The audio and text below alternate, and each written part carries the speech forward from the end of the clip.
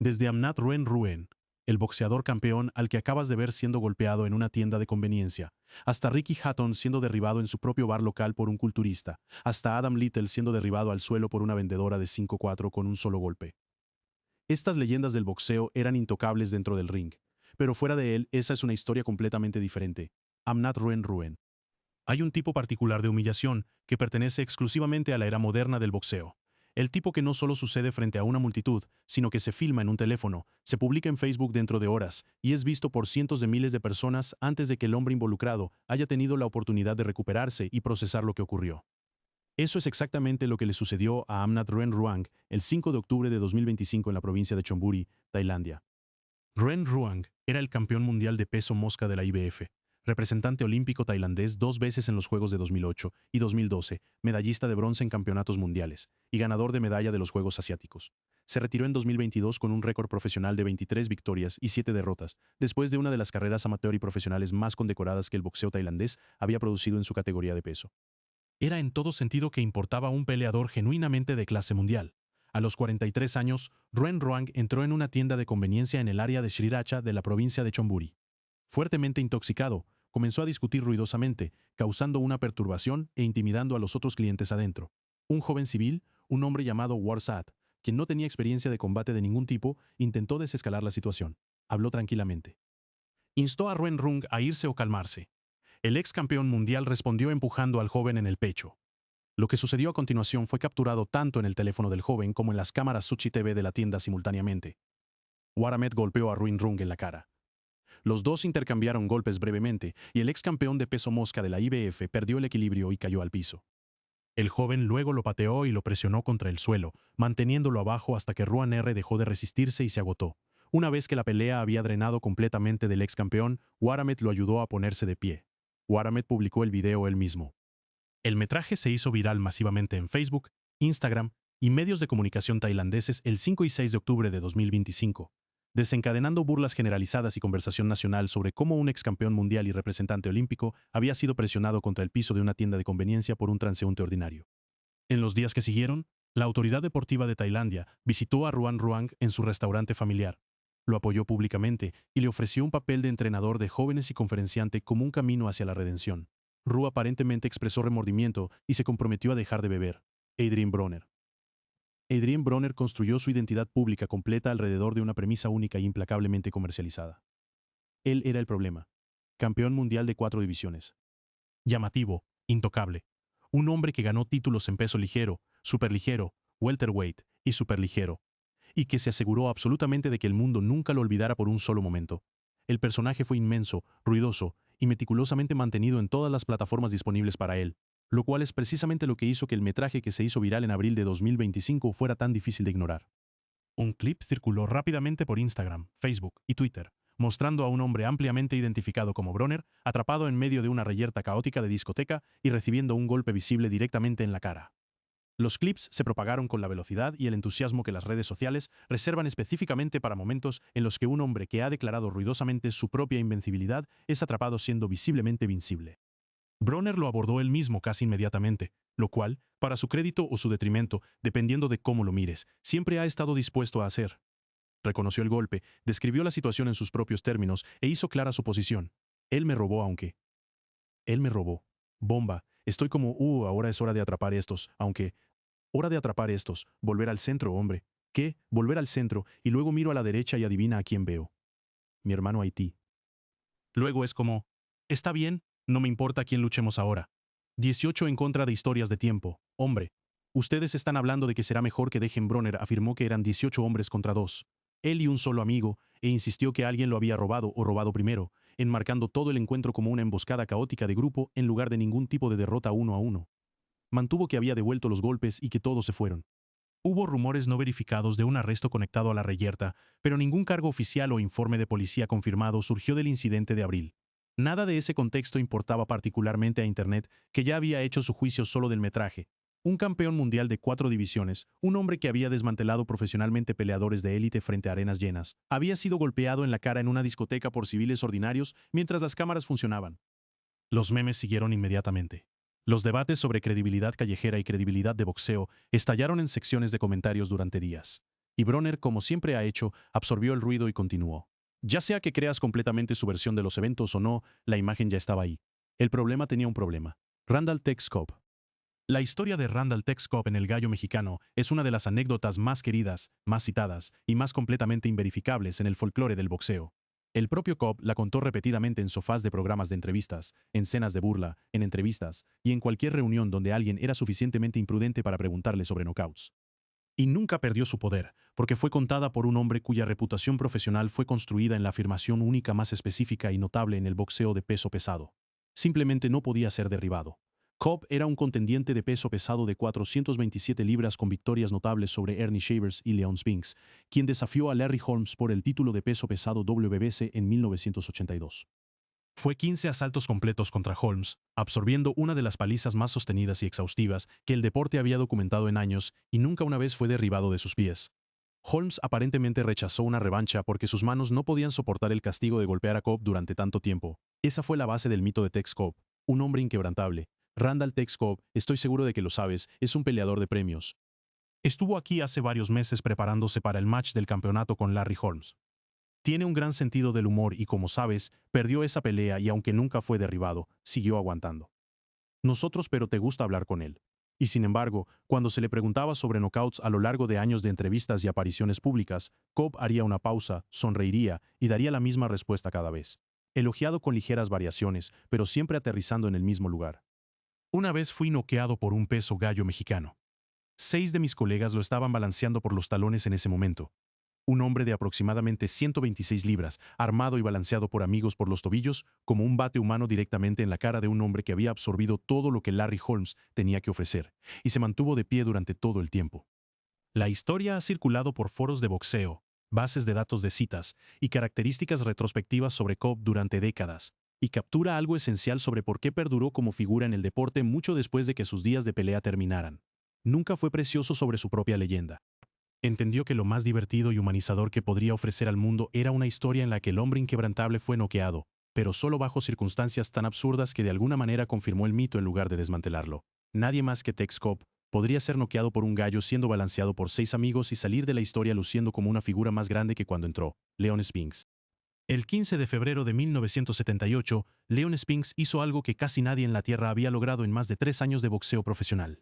Derrotó a Muhammad Ali en solo su octavo combate profesional.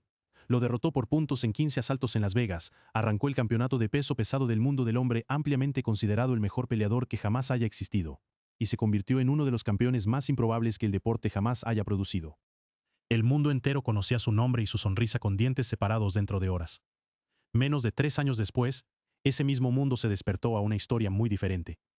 En la noche del 14 de enero, entrando al 15 de enero de 1981, Spinks estaba saliendo de un bar del West Side de Detroit cuando fue ciegamente golpeado fuertemente en la cabeza por atacantes no identificados en la calle. Nunca vio quién lo golpeó o qué usaron. Se desmayó inmediatamente. Para cuando la conciencia regresó, estaba en una habitación de motel a millas de donde había ocurrido el ataque y todo se había ido. Los atacantes habían tomado aproximadamente 45,000 de valor en artículos, su abrigo de zorro azul de cuerpo completo, cadenas de oro, anillos, su reloj, su ropa y más notoriamente de todo, su placa dental parcial removible. Los dientes frontales que se habían vuelto tan famosos como el hombre que los usaba, despojados completamente del motel, junto con todo lo demás. Spinks se despertó la tarde siguiente solo, desorientado y completamente desnudo en la cama del motel.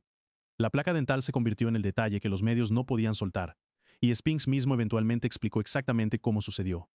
Un noticiario de 1981 lo capturó claramente. En Detroit dicen que el ex campeón mundial de peso pesado Leon Spinks fue atacado en una calle de la ciudad y robado de sus dientes frontales, joyas, ropa y otros artículos por valor de 45,000. La policía dice que Spinks reportó que sus asaltantes lo dejaron desnudo. Había intentado morder a uno de los atracadores durante la lucha. Su placa dental se soltó en el intento y los ladrones simplemente la recogieron y se fueron con ella junto con todo lo demás. Los dientes fueron descubiertos más tarde bajo la cama en el motel y devueltos por la policía. El resto de los 45,000 nunca fue recuperado. Nunca se hicieron arrestos. La historia se propagó a nivel nacional dentro de horas de Spinks reportarla a la policía. El hombre que había sorprendido al mundo derrotando a Muhammad Ali noqueado en una calle de Detroit por civiles que nunca vio venir. Despojado de todo, incluyendo sus dientes, y dejado desnudo en una habitación de motel. La sonrisa con dientes separados, que todo el mundo reconocía, ahora literalmente se fue. El hombre que se había colocado en la cumbre absoluta del boxeo de peso pesado, despertando solo, sin ni siquiera su ropa. Lo que el ring le había dado a Leon Spinks, las calles de Detroit le quitaron algo mucho más difícil de recuperar que cualquier título. Ricky Hatton. El nombre Ricky Hatton lleva un peso específico en el boxeo británico. El sicario, el hombre de Hyde, un peleador cuyo récord profesional de 45 victorias, incluyendo 32 knockouts, lo hizo uno de los campeones más queridos que el país jamás haya producido en una carrera de 15 años. Unificó títulos de peso superligero. Rompió a Costa en 11 asaltos brutales en Manchester. Llenó arenas en ambos lados del Atlántico. Estaba en su apogeo el tipo de peleador que hizo que el boxeo británico se sintiera genuinamente importante nuevamente. Pero para 2010, una historia diferente había tomado el control. La jubilación llegó después de una derrota por nocaut brutal contra Floyd Mayweather en 2007 y un final de segundo asalto devastador a manos de Manny Pacquiao en 2009. La transición de atleta profesional de élite a civil jubilado golpeó a Hatton a nivel celular. Luchó contra la depresión severa, el abuso del alcohol y la adicción a las drogas. Su peso se disparó. La disciplina de hierro de sus años de combate se disolvió en algo mucho más oscuro y mucho más caótico. El 11 de septiembre de 2010, en el Railway and Pub en Hyde, su pueblo natal, Hatton se metió en una discusión en una máquina tragamonedas con un culturista descrito por testigos presenciales como el doble de su tamaño. La secuencia exacta de eventos que conducen a la confrontación varía ligeramente dependiendo de la cuenta, pero en lo que cada testigo está de acuerdo es el final. El culturista lanzó un único golpe. Ricky Hatton salió volando sobre las mesas, se estrelló contra el piso y fue noqueado. Los amigos lo ayudaron a recuperarse y lo llevaron a casa. No se llamó a la policía, pero la historia llegó a los tabloides de todos modos y aterrizó en primeras planas al día siguiente, apareciendo junto con la exposición del uso de cocaína de Hatton que se rompió simultáneamente, creando uno de los ciclos de noticias más catastróficos que cualquier atleta británico había sufrido en años. The Guardian lo describió como un capítulo definitorio en el desmoronamiento muy público de Hatton durante ese periodo, un ex campeón mundial en su propio bar local sobre una máquina tragamonedas, noqueado por un civil sin entrenamiento, que simplemente sucedió conectar limpiamente en un ambiente incontrolado, donde el acondicionamiento post-jubilación de Hatton, el aumento de peso, la bebida, la ausencia de cualquier nitidez de ring, lo dejó completamente expuesto. Hatton reconstruyó. Fundó un gimnasio y una empresa promocional, se convirtió en un defensor de la salud mental y convirtió el caos de esos años en algo significativo. Paul Sykes. Para entender la magnitud de lo que le sucedió a Paul Sykes en esa noche de octubre de 1979, primero tienes que entender qué era Paul Sykes, qué representaba en el paisaje de los hombres duros británicos. Sykes era un contendiente de peso pesado británico, un producto del sistema penitenciario. Un hombre cuyo marco de 63.5 y potencia de golpe explosiva lo habían hecho una de las figuras más genuinamente temidas en el juego de pelea británica. Aparentemente había ganado los 26 de sus combates de prisión detrás de las rejas. Había hecho sparring con campeones mundiales. Había competido por títulos británicos y se había dado una cuenta seria en cada combate en el que entró. Más allá del boxeo, había acumulado más de 100 condenas criminales y pasó 21 de sus primeros 44 años en 18 prisiones diferentes, lo que te dice todo lo que necesitas saber sobre la textura de la vida del hombre. Paul Sykes no era un hombre duro en ningún sentido casualmente construido de la palabra. Él era la cosa real. Cuando Terry tuvo una pelea con Sykes, estaba en un pub en Leeds, y fue el final de intentar pensar. Así que fue alrededor del final de octubre, principios de noviembre de 1979. El Market Tavern en Leeds, conocido localmente como la Casa Loca y el Cubo de Sangre, no era un lugar para noches tranquilas. Sykes estaba adentro bebiendo aproximadamente 10 días antes de una pelea de Mega, sin licencia programada con Lenny Emlan. Lo que debería haber sido una noche tranquila se convirtió en la derrota única más significativa de su carrera violenta. Terry Mitchell no estaba de servicio esa noche. Era un portero, un exjugador de rugby sin récord de boxeo profesional, pero un hombre con presencia física real en la reputación bien ganada en las puertas de Leeds. Conocía a Paul Sykes, sabía exactamente qué podía hacer ese marco de 6-3 desde la distancia, y así cuando llegó la confrontación, tomó la única decisión táctica inteligente disponible para él. Se acercó e hizo que la pelea fuera irreconocible como boxeo. Terry tipo de seguía yendo a distancia cercana. Y el tipo con el que hablé que vio todo eso me dijo básicamente que Terry simplemente lo acercó y tipo de le pegó la cabeza unos 15 veces y Sykes no quería saber. 15 cabezazos a distancia de clinch. Sin espacio para balancear los brazos. Sin espacio para usar la potencia que había puesto a los hombres en hospitales. Sykes, quien podía devastar a los oponentes desde afuera, fue completamente neutralizado por un portero que lo convirtió en una guerra de lucha con la cabeza como el arma primaria. La sangre brotaba de una herida sobre el ojo de Sykes. Se acabó. La pelea programada con Lenny Emlan fue cancelada. La imagen de Sykes como una fuerza inmovible e inconquistable Terry Mitchell fue el único tipo que realmente derrotó a un Paul Sykes en su apogeo. Y Mitchell, ni siquiera en el reloj esa noche, ni siquiera un boxeador profesional, se fue habiendo hecho lo que ningún boxeador con licencia jamás había logrado. Cliff perdió un ojo en una pelea en un bar. El nombre Cliff Field no aparece en la enciclopedia de boxeo convencional, pero en el mundo subterráneo de la pelea de puños desnudos británica, su nombre lleva un peso diferente. Field medía 6'7" de alto, pesaba alrededor de 273 libras y tenía un récord de boxeo profesional de 10 victorias, 9 por nocaut sin pérdidas antes de que cortes de ojo repetidos llevaran a la revocación de su licencia por razones médicas. Cuando el juego con licencia cerró sus puertas, se trasladó al circuito sin licencia y se convirtió en algo más que un peleador. Se convirtió en un mito, apodado el Destripador de Camden y el Hombre de Hierro. Field fue invicto en más de 20 combates de puños desnudos contra los hombres más duros que el underground británico tenía que ofrecer. Noqueó a Lenny Mlan, el autoproclamado gobernador, no una sino 2 veces. Detuvo a Roy Shaw y Roy Shaw mismo está en el registro diciendo que Field era demasiado grande y demasiado poderoso para luchar. Eso es lo que era Cliff Field. Tomó una carga de viajeros una noche, y estaba noqueándolos a todos, y había sillas y vasos volando por todas partes y había vidrio en el piso. Uno de los viajeros lo pateó hacia él y golpeó su ojo y perdió un ojo por eso. Sí, la astilla de vidrio se pegó en su ojo, ¿no? Pero fue pateado. No era lo que mucha gente piensa que nunca fue apuñalado. Fue pateado de la pared. Pateado hacia él y accidentalmente golpeó su ojo. Sí. Alrededor de 1986 a 1988 en un bar de Camden, estalló una reyerta. Field estaba involucrado, aparentemente habiendo iniciado la confrontación él mismo empujando a un hombre frente a su compañía de la manera que a veces lo hace un hombre acostumbrado al dominio físico absoluto cuando cree que no habrá consecuencias. Esta vez había consecuencias. En el caos de sillas, puños y cuerpos con Field aparentemente noqueando a gente en la habitación, un vaso fue pateado desde el piso.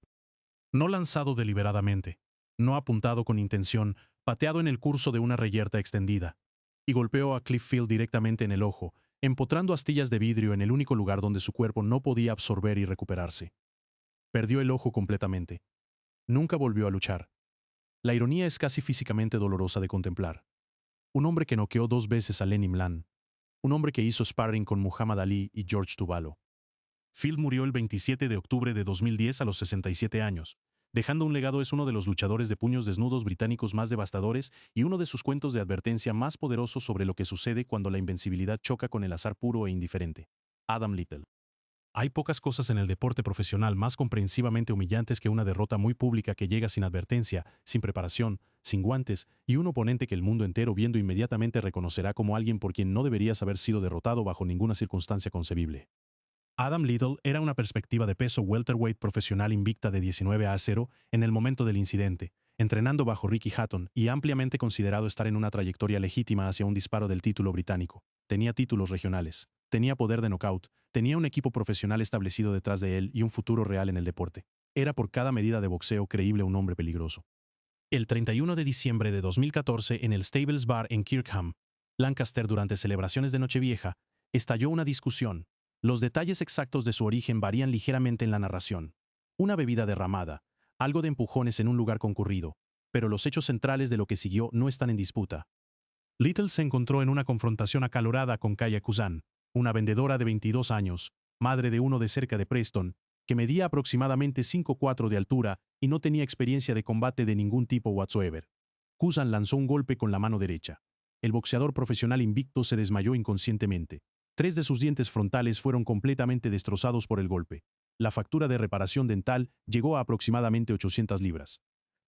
Necesitaba amigos para ayudarlo a levantarse y salir del edificio. Kuzan fue arrestada, acusada, y finalmente se declaró culpable de asalto en Preston Magistrates Court, recibiendo una descarga condicional. Mantuvo durante todo que fue un acto de defensa propia e informó a los reporteros. Me defendí. Los tabloides detonaron. The Mirror lo publicó. El Daily Mail lo publicó. Los foros de boxeo lo publicaron durante semanas.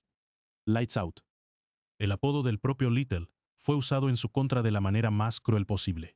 Un boxeador profesional invicto entrenado bajo un campeón mundial, noqueado en Nochevieja por una vendedora menuda sin entrenamiento y un solo golpe.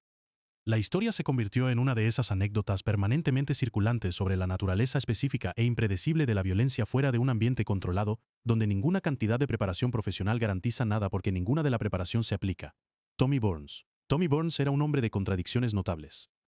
Con solo 5'7" de altura, se convirtió en campeón mundial de peso pesado el 23 de febrero de 1906, derrotando a Marvin Hart en Los Ángeles antes de continuar defendiendo el título 13 veces en 5 países en menos de 3 años, más defensas consecutivas que los 5 campeones anteriores combinados. Voluntariamente peleó contra boxeadores negros en una era cuando otros campeones se negaban rotundamente, y su juego de pies, técnica y potencia de golpe más que compensaron las desventajas de tamaño que enfrentó en peso pesado. Fue por cualquier cuenta honesta uno de los mejores pesos pesados de su generación. Pero antes de todo eso, antes del título, antes de la gira mundial, antes de que Jack Johnson terminara su reinado en Sydney en 1908, estaba Alaska.